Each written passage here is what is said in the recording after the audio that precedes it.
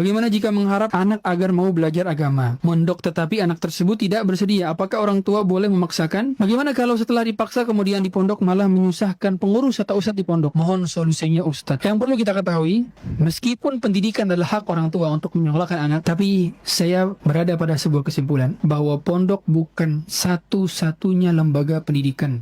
Bukan satu-satunya lembaga pendidikan. Bila memang anak Anda tidak dipondokkan dan hal demikian bisa dilakukan, maka tidak ada masalah. Meskipun saya adalah lulusan pondok dan saya sangat merasa bermanfaat ketika di pondok, tapi pondok tidak untuk semua orang. Dan saya sering menyampaikan berkali-kali, kalau tujuan ke pondok adalah untuk sekedar jadi ustadz, ini salah. Kalau tujuan pondok hanya untuk, tentu kita ingin anak jadi soleh, tapi itu bukan satu-satunya media, bukan satu-satunya tempat pembelajaran. Maka ketika memang hal demikian tidak bisa dilakukan dengan atas dasar kesadaran, maka Allah alam, kami lebih condong kepada pendapat bahwa dia bisa belajar agama tanpa pondok. Dan tentu kita tidak mendiskreditkan pondok, tapi berusaha semaksimal mungkin agar tidak semua hal, karena begini, kami melihat beberapa fenomena pondok itu jadi sekedar tempat pembuangan. Ini keliru. Akhirnya anak itu diancam, kalau main game mau pondokin.